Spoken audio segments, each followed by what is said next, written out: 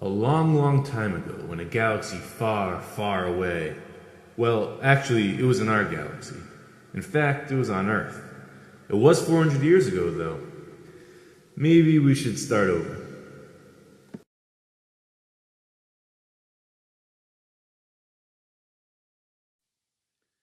"400 years ago, in Italy, Galileo Galilei was sitting in a school classroom, arguing with his teacher. The teacher had been explaining Aristotle's laws of physics, which have been being explained in classrooms for the last 2,000 years. According to Aristotle, objects fell at different speeds according to their weight. An object that weighed twice as much would fall twice as fast. Galileo argued that in an ice storm he had seen some hailstones twice as large as other ones, both falling together and striking the earth at nearly the same time. Galileo was just one of many people who started to realize that the old scientific beliefs didn't do a very good job of explaining what really happened in the world. Galileo realized that science needed to change completely. Instead of being based on philosophies and beliefs, science had to be based on observation, measurement, and calculations. Galileo spent much of his life setting up experiments and making observations that would disprove many of the old scientific beliefs. Maybe one of the most famous ones is where he climbed to the top of the Tower of Pisa with two different bowling balls that were different weights. When he dropped the bowling balls from the top of the tower, they fell to earth and hit the ground at the same time, showing for sure that an object that's heavier does not fall faster. Thud. But disproving the old scientific ideas was only half the battle. The other part was actually figuring out what really was happening.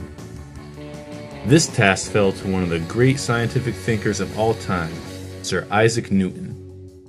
By following Galileo's footsteps and relying heavily on close observation and careful measurement, Newton developed his three laws of motion that we've all studied before. The first says that any moving object will keep moving in the same direction at the same speed unless an outside force acts on it.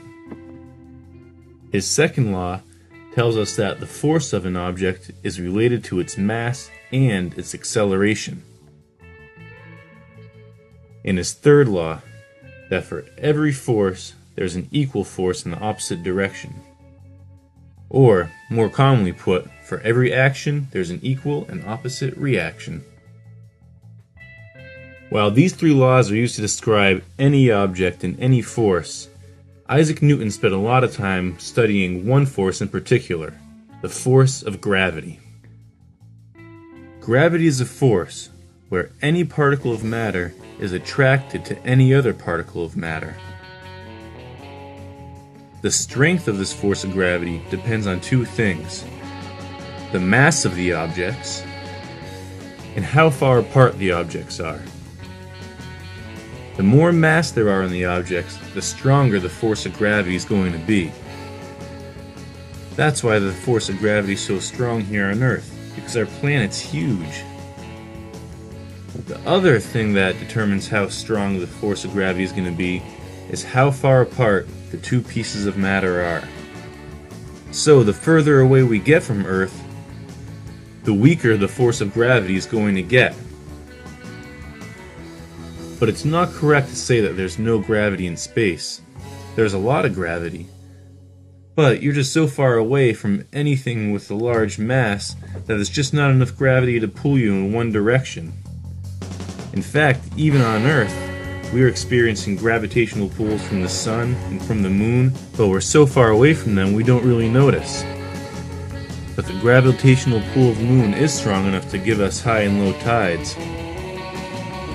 When thinking about how things work, it's important to keep in mind gravity, because no matter what direction something's moving or where it's trying to get, there's always that force of gravity pulling it down.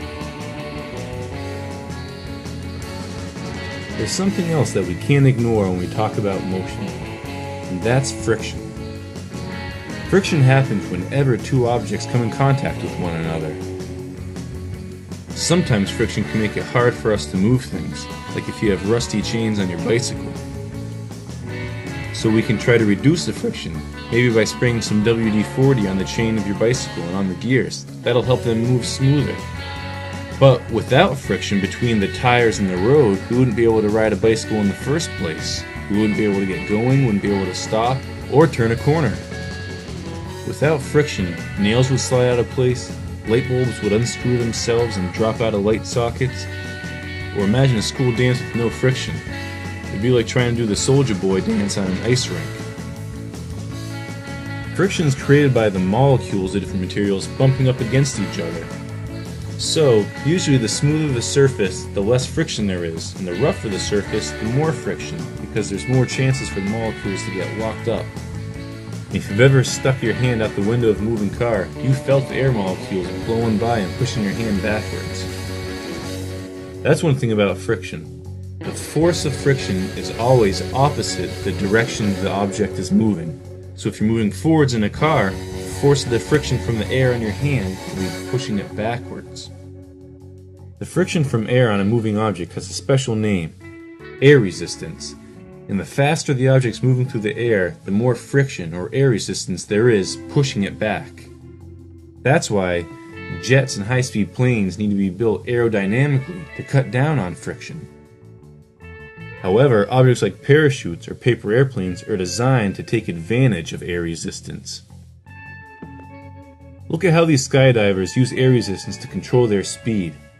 If a skydiver wants to go fast, they tuck their arms against their body and straighten themselves out to make themselves more aerodynamic and cut down on air resistance.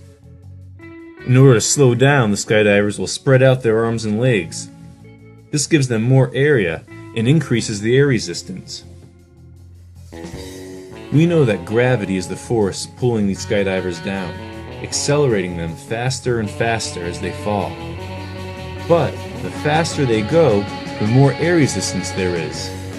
Eventually, the force of gravity pulling them down will equal the force of the air resistance pushing them up. This is called the terminal velocity. When the force of gravity and the force of air resistance are equal, the skydivers won't accelerate, they'll just keep falling at a constant velocity. When it's time for the skydivers to slow way down, they open up their parachutes. The parachutes are designed with a large area. The bigger the area, the more air resistance. So when thinking about motion, always try to think of how gravity is affecting the object and what role friction plays.